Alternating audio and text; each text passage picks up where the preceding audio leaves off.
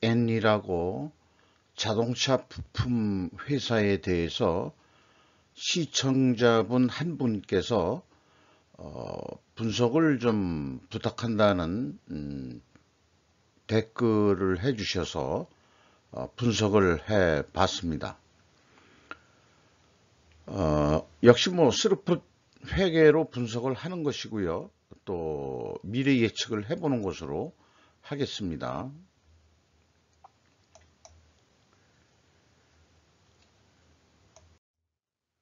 먼저 그 주가를 보면은요, 주가를 얘기하기 전에 자동차 부품 회사인데 주요 제품은 와이어 하니스로 되어 있습니다. 자동차 부품의 제조 판매, 이렇게 표현으로 그 회사를 소개하고 있습니다. 주가는 3,970원으로서 2021년 말 4,370원보다는 400원이 하락했습니다. 장부 가격으로는 그 73%, 장부 가격 대비 73%가 되겠습니다. 7%가 하락을 했습니다. 분기 경영 성과가 하락했는지 그 주가 하락을 뒷받침하고 있는지 경영 성과를 살펴보는 것으로 해보죠. 그리고 5% 이상 주주명을 보면은 이광현 씨하고 최철 씨라는 분인데, 이광현 씨하고 최철 씨 이 개인 이름이 바로 나오는 그런 형태 중소기업들에는 대부분 그 주주분들이 직접 경영 일선에 아직도 활동하시는 분들로 구성되어 있는 경우가 많습니다. 이광현 씨가 1942년 생이시니까 지금 한 80의 그 현역 노익장으로서 활동하고 계시는 거로 판단이 되네요. 그리고 지분율이 20.9% 가지고 있고, 최철 씨라는 분이 이제 그 1962년생이신데 20.5% 지분을 가지고 있습니다.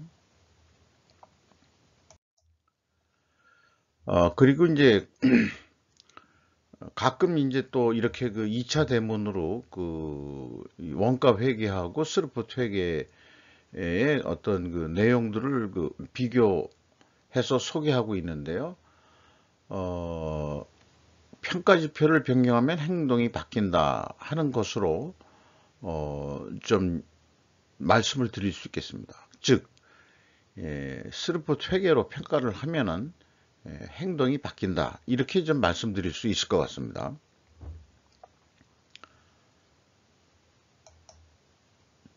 그래서 원가 세계는 이 전략이라는 개념이, 전략은 윗사람만 하는 거고 전술은 이제 그 중위층이나 하위층은 행동만 하는 거로 하우만 하는 거로 돼 있는데, 스루풋 회계는 또 제약이론 경영 쪽에서 얘기하는 그 전략과 전술은 계층마다 전략과 전술이 있다, 이렇게 인식을 하고 또 그렇게 전개를 하고 나가고 있습니다.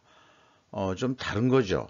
이쪽은 좀 과거 그 아주 그 고착화된 어떤 그 피라미드 구조를 가지고 있다 그러면은, 똑같은 피라미드라 하더라도 계층마다 다 머리가 있고 화의를 따질 수 있고 전략을, 그 다음에 이제 그 하우도 그 행동할 수 있고 그런 거다 이거죠.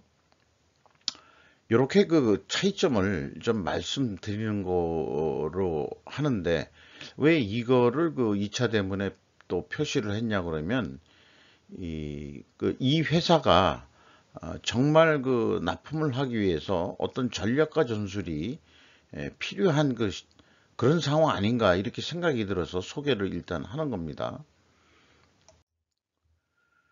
손익 내용에 와서요. 매출이 그 785억 원으로서 전년 동기 925억 원보다 15.1%가 감소했습니다. 매출지 대비는 좀 그 덜 감소를 했죠. 이 덜 감소를 했다는 얘기는 상대적으로 매출 재료비가 더 상승을 했다. 이렇게 인식이 됩니다.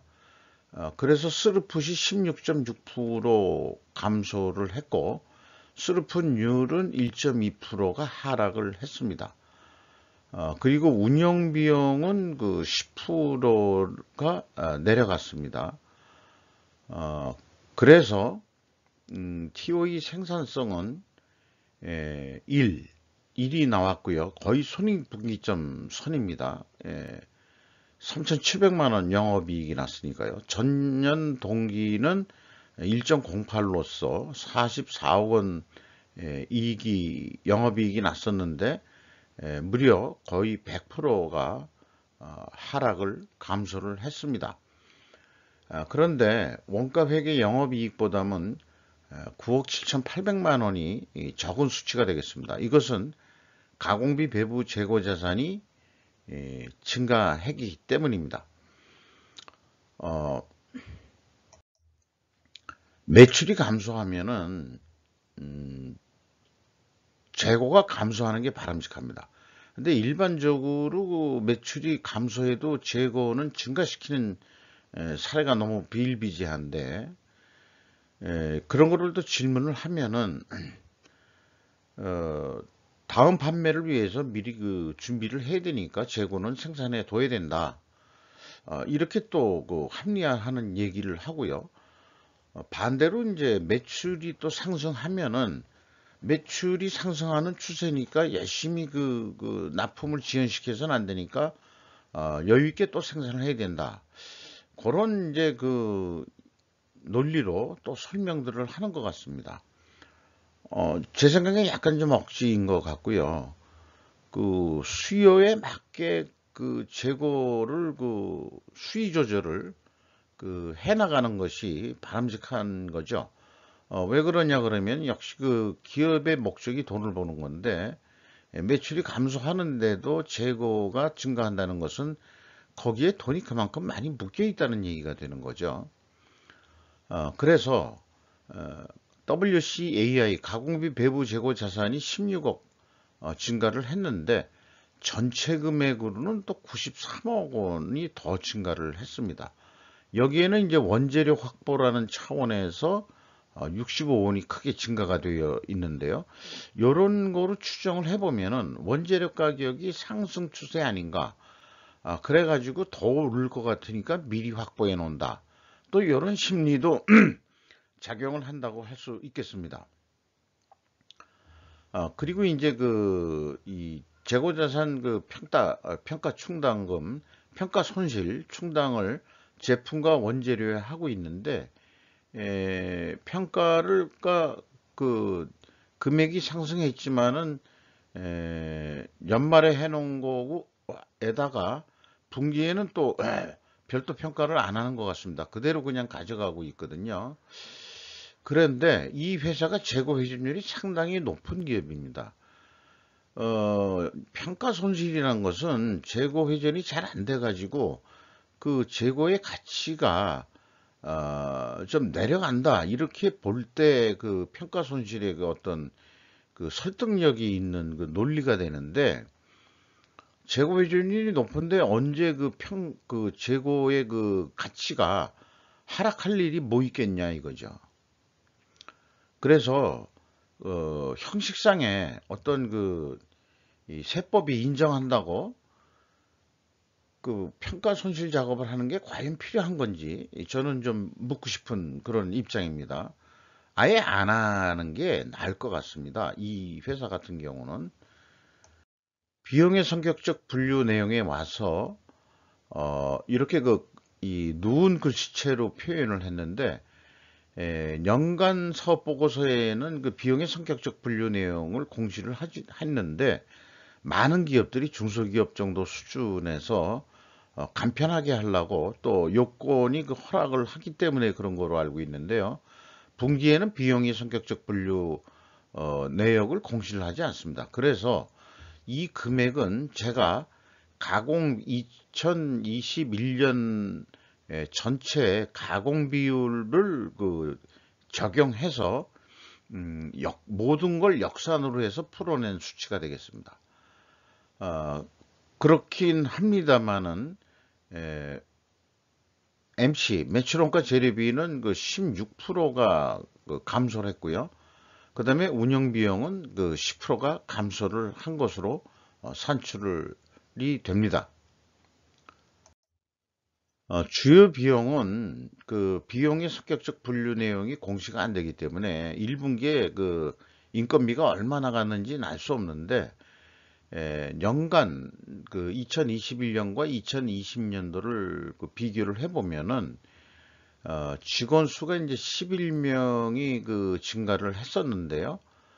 평균 임금으로 산출을 하면은 5천만 원 선으로서 3.3% 인하한 효과가 나옵니다.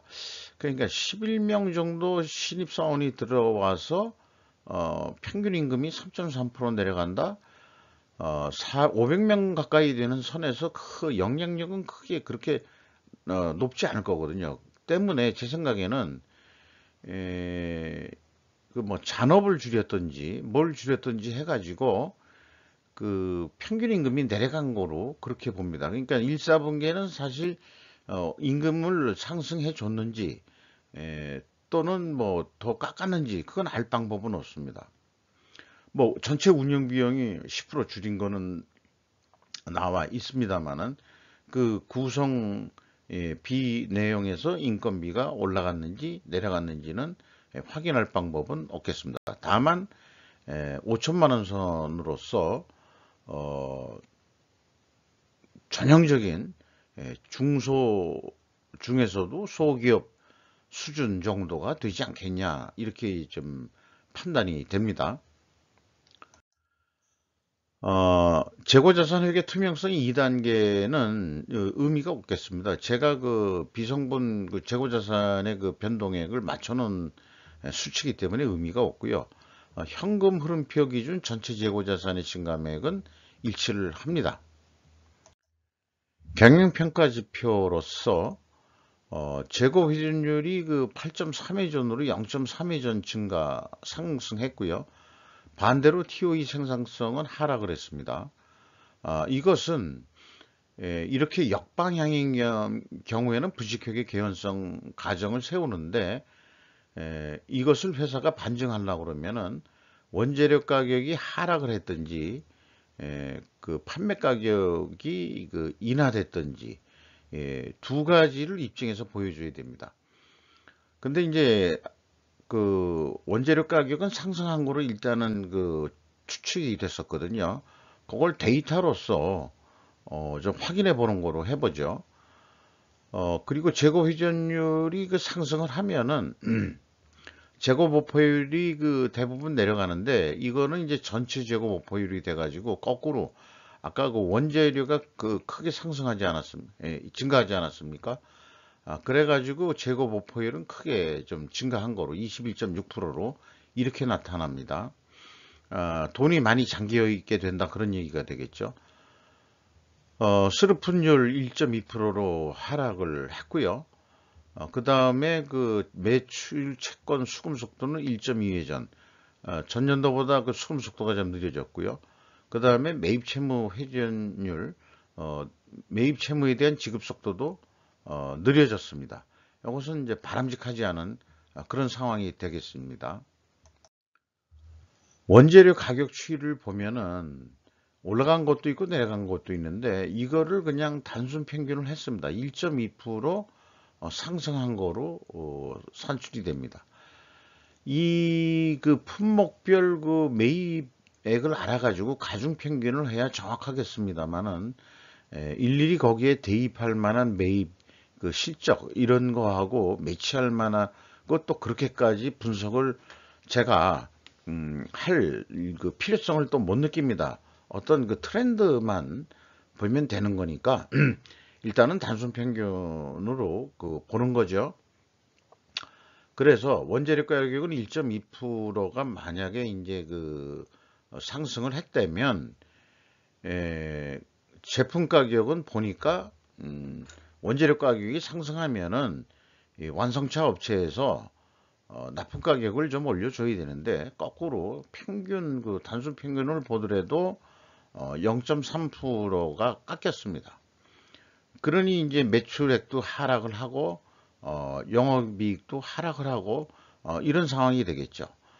일반적으로 2021년부터 2022년 사이에 대부분의 어떤 그 원재료들은 다 상승 추세에 있고 인플레 시대라고 얘기하면서 되는데 와이어라 그러면 보통 이제 금속이 전선으로 여기 표현이 되어 있거든요. 그러면 전기동 가격도 꽤 올랐기 때문에 일반적으로 그 원재료 가격이 크게 올랐을 거로 판단이 됩니다. 그렇다면은 완성차 업체에서도 그걸 감안해서 가격을 좀 올려줘야 되는데 거꾸로 이렇게 후려치기를 하는 것이 소문이 나 있죠.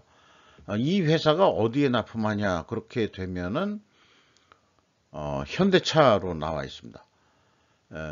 이 그 표현들이 전부 다 그 현대차에 대한 내용들입니다. 그러니까 현대차에 전적으로 매달려서 그 협력업체로서 존재하는 그런 기업으로 판단이 됩니다.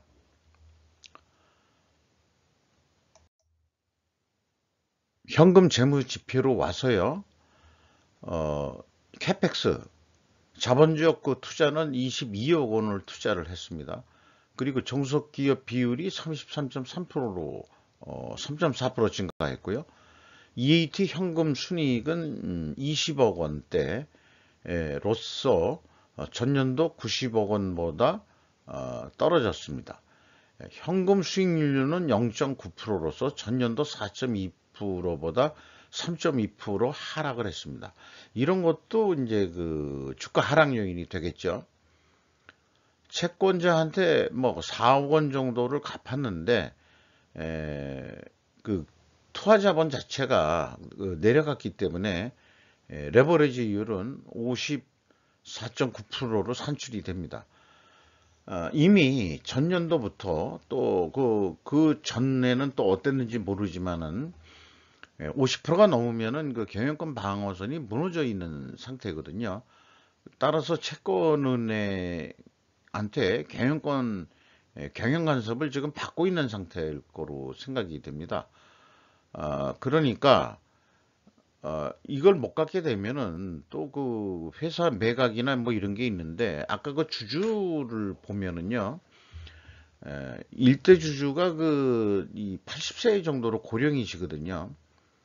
현업에서 물론 일을 하시고 명예회장으로 돼 있습니다만은 대부분 이 혈연이 그 2세대가 다음 경영인이 되는 게 일반적인 어떤 가업을 승계한다는 의미에서 그런 일이 많습니다만은 여기가 그렇게 될지 많은 그 2세들이 중소기업의 그 2세들이 그 기업을 안 물려받겠다. 왜냐면은 뭐 물려받으면 이렇게 그 부채가 50%나 넘고 또 힘들고 거기다가 이제 또 상속세라는 게 우리나라에 있잖아요. 그러면 그 상속세 내고 뭐 하다 보면은 기업을 팔아야 될 상황. 뭐 이렇게 되기 때문에 그래서 이제 요즘들 그 경제 유지를 위해서 상속세를 매우 낮춰야 된다. 아예 없어야 된다. 뭐 이런 이 학자들의 그 주장이 나오고 있는 거죠. 저는 여기에 전적으로 동의하는 입장입니다. 인간이라는 게 뭐 어떤 유산을 남기는데 고생해서 돈 번 거를 상속세로 다 뺏긴다면은 뺏기는 거죠. 어떻게 보면 뺏기는 거죠. 국가에다가. 그러면 뭐 하려고 그 기업을 해가지고 돈을 벌어놨느냐. 뭐 이런 생각도 좀 하게 되는 거죠. 그리고 그 자식한테 물려줬을 때, 그 왕권 시대 때도 그 혈연으로 그 왕권이 그 내려가는 거 아닙니까? 아직도 그 김씨 왕조로 그 존재하는 북한이 김씨 왕조죠. 혈연으로 이제 그 넘어가고 있지 않습니까? 우리 남한처럼 이제 그 선출하는 게 아니고. 근데 뭐 기업이란 것은 근데 이제 그 혈연 승계라든가 이런 게 이제 그 전통적인데 사회가 너무 변하고 또 어떤 그런 구조 때문에 중소기업인 경우에 그 가업을 승계를 못하겠다. 그래서 그 상속을 포기하는 경우 뭐 이런 얘기도 있습니다. 조금 좀 예, 중언부언이 좀 됐는데요. 어, 그런 측면에서 이 현재 기업의 상황이 재정 상황이 좋은 편이 아니다 하는 면을 좀 말씀드리면서 갓길로 좀 빠졌습니다. 주주잉여 현금 흐름은 이제 이익 배당인데 0.4%, 그 다음에 전년도는 0.2%, 뭐 배당이라고 할 수도 없죠. 네, 이 정도면은. 그리고 최종 57억 원의 현금을 잃었습니다. 현금 버퍼율은 12.5%로 전년도보다 6.4% 하락을 했고요. 이익 잉여금률은 505%로 조금 증가를 한 것으로 그렇게 산출이 됩니다. 이렇게 해서 연말 예측을 해보면은 1분기 실적을 100으로 보고 300%를 그 더해 가지고 3배가를 더한다면은 한 4배가 나오는 결과가 되겠죠. 그러면은 이제 매출액이 한 3,200억 정도 할 것 같다. 이런 얘기가 되겠습니다. 그래서 이익도 한 40억 남길 것 같다. 이렇게 이제 그 선형 예측을 해보는 거죠. 원가회계 사고 방식에 의해서. 이때 그 매출 원가 그 3천억은 여기 나와 있는 대로 그총 제조 비용에서 이 재고를 기초 재고를 더하고 기말 재고를 빼가지고 산출하는 건데요. 재고가 증가했기 때문에 재고를 안 늘리는 거로 그렇게 가정을 해서 뽑은 내용이 되겠습니다. 그래서 매출원가는 309%가 그로 증가할 거고 매출액은 308%가 증가할 거로 그렇게 예상이 됩니다. 그래서 이것을 좀 더 확대해서 납품을 하는 거니까 이 표도 사실 납품을 하는 사람 기업의 입장에서 또 그 표를 만들어 본 것이기도 합니다. 실적을 감안해 가지고 나머지 자녀 그 기간 동안에 어떤 단품이라고 생각하죠. 그냥 원으로 얘기를 하겠습니다. 32만 원짜리 견적을 냈습니다. 한 4천 원 넘는 거로 해가지고요. 근데 여전히 이제 그 깎는 게 선수니까 그 현대차가 31만 8천 원에 해라. 뭔 근거로 깎았는지는 모르겠습니다만은 깎을 것 같아요. 그러면은 이제 1415원이 남습니다. 그럼 이런 생각들을 하죠. 내가 그 30만 원짜리 팔아서 1,400원 남자고 내가 사업하는가. 이런 느낌을 받을 만하죠. 그래서 어떻게 하면 돈을 벌 수 있겠느냐 더. 그럼 매출을 더 10%좀 더 해달라. 이렇게 깎는 대신 발주량을 이게 뭐 이 독점 납품이 아닐 것 같아요. 다른 경쟁 부품 회사도 있고. 그러면은 그 물량을 더 10%더 주겠다. 이렇게 되면은 에, 생산 재료비도 그 증가를 할 거고요. 그 다음에 이제 가공비도 증가를 할 것입니다. 어, 그 다음에 이제 그렇게 되는데, 요 비율은 여기 현재 비율을 적용해서 그만큼 늘 것이라고 보는 거죠. 그렇게 되면은 34만 9,800원에 판매하는 그런, 그 상황이 되고, 그런 규모가 되고, 그렇게 되면은 18,378원이 남는다. 뭐 이런 얘기가 되겠습니다. 그러니까 물량을 더 주는 대신 이제 그 가격은 깎았다. 뭐 이렇게 이제 일단 예측을 해보는 거죠. 그러면 이게 이제 지금까지 원가 회계한 거는 딴 경쟁 업체가 그랬다 그러고 요건 또 딴 업체인데 동일한 물건을 납품하는데 스르프 쪽의 사고방식으로 한번 접근해 보면은 다른 어떤 특별한 그 어떤 그 기술 같은 것도 없고 단지 이것도 그 선형 예측은 일단 합니다. 300% 해가지고 목표가 이 31만 아니 여기까지는 이제 그 제대로 얘기하죠. 3,141억 원의 매출이 일어날 것 같다. 뭐 이렇게 이 판단을 하는 겁니다. 어, 수료분율 그 변화 없고요. 그 다음에 재고 회전율 변화가 없는데 이 재고 회전율이 33.3 회전이 매우 높은 회전율이다 이거죠. 부품업체로 볼 때는 완성체 업체가 또 그 이 현대차가 한 10, 거의 2회전, 10회전 이상 하니까 부품에서는 더 좀 더 잘 하고 있는 거고 또 분할 납품도 그만큼 잘하고 있다 이렇게 보고 있는 거죠. 이런 그 이 매출 재료비 중심으로 그 예측을 하는 방법이 있고 또 하나는 손익분기점 방법으로 운영 비용을 기준으로 해서 여기다가 이제 제가 더 특별히 그 하나 그 생각한 것은 예상 이익을 더해 가지고 그것 스루펀율로 나누는 것입니다. 그렇게 되면은 이것도 3,170억 원 정도로 나옵니다. 그런데 제가 그 이 예상 이익만큼은 이게 그 거의 손익분기점 수준으로 그게 스루프 쪽은 떨어졌었거든요.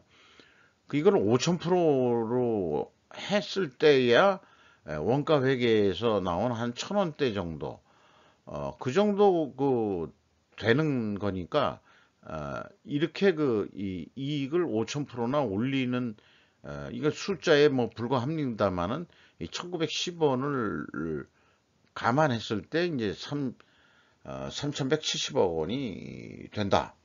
뭐 이렇게 이제 그 두 가지로 그 예측을 해볼 수 있겠습니다. 아마 이 중간선 정도로 예측을 해보면 되지 않을까 싶습니다. 그래서 이런 근거를 가지고 이제 그 보통 이제 1, 4분기가 끝나면은 임금 인상도 끝나고 협력업체들에 대한 가격 작업도 들어가고 뭐 이렇게 될 것 같습니다만은 그래서 제한을 갖다가 그 계획한 금액을 다 적용을 하면은 견적 가격은 31만 5,887원 뿐이 안 나옵니다. 어, 그래서 원가 회계 쪽에 그 이 제한가보다는 이게 약간 적게 나오거든요. 그러면은 이게 어쩔 수 없이 우린 있는 대로 합니다라고 얘기를 하는 거죠. 전략상. 아까 전술 전략을 얘기를 했는데 그 대신 이건 퍼센테이지가 아니요. 이거는 뭐 작년에 너무 가격을 깎으셔가지고 실질적으로 남은 게 없시다. 이렇게 이제 얘기를 해서 어, 좀 설득을 시켜서 그럼 좋다. 우술이나 좀 떼자. 그래서 887원 떼는 거로 해서 31만 5천 원에 수주하는 거로. 이렇게 이제 전략을 꾸며야 되지 않을까 싶다는 얘기죠. 자, 그래서 그런데도 불구하고 그러면 이것도 1,000원뿐이 안 남는다 이겁니다. 그러면 또 이제 그 하소연을 하는 거죠. 내가 이 1,000원 벌자고 31만 5천 원짜리 고생스럽게 만들어서 직원들 그 중소기업으로서 연봉도 5천만 원뿐이 못 주는 그런 기업에서 내가 그 1,000원 남자고 이거 장사하느냐. 좀 우리도 그 이익을 근데 현대차도 1, 4분기에는 한 3,600억 정도 적자가 나긴 났어요. 어, 그것도 한번 분석을 했습니다만은 이미 아마 그렇기 때문에 크게 또 가격도 못 올려줄지도 모르겠습니다만은 그건 그렇고 합리적으로 이제 가격 협상을 해야 되겠죠. 무조건 이제 갑이라고 이제 가격을 누른다기보다는 근거가 있이 얘기를 하는 거죠. 원자력 가격이 올랐다. 그거 인정해야 되는 거 아니냐. 이런 얘기들을 좀 해야 되는 거죠. 그래서 계약을 31만 5천 원 했는데 이거 가지고는 불만족이고 더 좀 해야 되니까 그러면 이제 회사 입장에서 스루프로서 그 매출을 증가시키는 어떤 요인으로서는 스루프율은 그대로 가고 재고 회전율만 한 5회전, 한 4.7회전 정도 또 그 하게 되면은 14%의 그 증분율이 나옵니다. 이 14%의 증분율만큼 매출 재료비도 증가할 거고, 그 증가한 만큼 매출액도 증가할 거라고 그렇게 추정을 하는 거죠. 왜 그러냐면은 그 스르폿의 매출 재료비는 매출에 비례해서 변동하는 변동비 성격이기 때문에 이렇게 역으로 그 추론을 하는 것입니다. 또한 이것은 추가 발주를 더 해준다는 이 전제가 깔려 있는 거죠. 재고 회전율이 빨라졌다는 얘기는 무슨 얘기냐 그러면 납품 속도가 빨라졌다는 얘기거든요. 다르게 표현하면은 재고 회전율이 14%가 증분됐다 그러면은 이 납기 달성률도 빨라졌다는 것으로 해석이 됩니다. 그러면은 우리가 납기를 14% 이상 정도 개선을 했으니 추가 물량을 더 만들 여력이 있으니 추가 물량을 더 주십시오. 라고 전략 전술적으로 접근을 영업에서 할 수 있어야 되지 않을까. 그런 그 절박한 마음을 가지고 접근을 해야 된다 이렇게 생각을 합니다. 그래서 그렇게 될 경우에는 원가 회계보다는 이익을 40만 원짜리 파는 효과가 되면서 이익은 41,669원 이렇게 단품 납품한다고 비유를 해서 설명하면은 이렇게 되겠죠. 뭐 정식적으로 다시 얘기하면은 4천억의 매출을 이루어서 417억 원의 영업이익을 낸다. 뭐 이런 얘기가 되겠습니다. 미래를 예측하는 가장 좋은 길은 뭐 피터 드러커의 말처럼 미래를 만드는 것이다, 창조하는 것이다. 이렇게 그 전략 전술을 통해 가지고 그 만들어야 되겠죠. 그런데 추가 발주를 안 줄 경우 그냥 요 물량 배정 이상은 더 안 된다. 한 경우에 그럼 뭐 하려고 그 재고 회전율을 올리겠느냐? 뭐 이런 의견이 나올 수 있는데 저는 재고 회전율을 상승시키면은 그거는 재고 관리의 효과성이 증가하는 거기 때문에 그 불필요한 낭비 요소가 없어져 가지고 이 매출 재료비는 그대로 하더라도 가공비하고 판매 관리비는 절감 효과가 있을 거다. 그래서 가공비는 8.6% 절감 효과가 있고 그 다음에 판매 관리비는 0.7% 절감 효과가 있다. 요 절감 효과의 비례는 여기 나와 있는 대로 가공 비율하고 판매 비율을 이 증분율 이거에 이거 적용해 가지고 산출한 금액이 되겠습니다. 그렇게 되면은 그 계약 프로핏은 그 1,000원인데 이런 절감 효과 때문에 영업이익은 1,520%가 증가한 16,584원의 이익을 낼 수 있을 것이다 라고 저는 희망적인 예측을 해 보고 싶어요. 그래서 저는 그러죠. 오늘도 내일도 재고 회전율을 올리세요. 그것이 이제 복합적인 그 결과론적인 그 주문 요구 사항이 되는 거죠. 이 재고 회전율은 뭐 앞서도 딴 회사에서도 얘기했지만은 이게 회사 공동 목표가 돼야 되는 겁니다. 영업 생산 그다음에 물류가 똘똘 뭉쳐가지고 이 서로 간의 갈등 없이 하나의 이 수익을 내자는 이 기업의 목표를 위해서 달성해야 될 그런 공동 목표를 가지고 했을 때 재고 회전율을 그 상승할 수 있을 거라고 보고요. 따로따로 놀면 아주 매우 힘들 겁니다. 그러니까 이제 수요 대응의 어떤 이 생산을 해야 되고 그 다음에 또 재고 관리도 그렇게 해야 되고 그래야 된다는 얘기죠. 그래서 이 그 EM인가요? 이 회사가 수익이 좀 더 나는 회사가 되기를 바라면서 그런 그 희망찬 예측을 해보는 뭐 사실 게임이라고 얘기할 수도 있겠습니다만은 그런 예측 게임. 그 예측 게임이니까 이건 경영 연습 게임이라고 또 저는 그렇게 감히 또 얘기할 수 있겠습니다. 조금 그 시청자분의 요청 때문에 조금 자세히 설명드린다고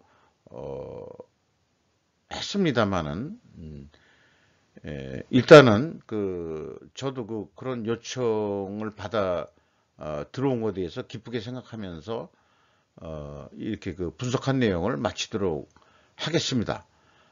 그리고 그 마지막에 이 결어로서 드리고 싶은 말씀은 조직 내 갈등 해결의 지름길은 지금 구두로 얘기한 대로 공동 목표를 가져야 된다. 그러면 조직 내의 갈등이 완화될 확률이 높다. 저는 그렇게 봅니다. 회사 입장에서는 고객 회사, 그 회사 내에서는 직원과 주주가 되겠죠. 그리고 공급자, 이렇게 그 3자가 윈윈하는 그런 경영상을 만들어 나가야 되고, 내부적으로는 영업 생산 물류, 조직적으로 이 3자가 윈윈윈하는 그런 형태가 되는 쓸 때 이 기업은 지속 가능성이 확보될 수 있을 것이며 또한 재고 회전율을 공동 목표로 필히 세워서 그 공동 목표를 세운다는 것을 그 전략으로 결정해서 그 재고 회전율을 어떻게 향상시킬 거냐 하는 것을 전술로서 하우적인 방법을 전문가나 또는 본인들의 노력으로 그렇게 달성을 했을 때 수익을 낼 수 있고 돈을 벌 수 있다는 점을 다시 한번 좀 말씀드리면서 이 부품업체로서 그 성공하는 기업이 되기를 바라면서 마치는 거로 하겠습니다. 이런 경우에는 좀 이렇게 그 요청에 의해서 했을 때 저도 좀 하는데 누가 그러더라고요. 커피값이라도 좀 쏘시지. 그러면 또 이렇게 기운이 더 날 것 같아요. 요거는 그냥 읽어봐 주시고요. 그 뭐 정치적인 이슈가 있을 때 이걸 또 써먹은 방법이기도 합니다만은 좀 길어졌습니다. 감사합니다.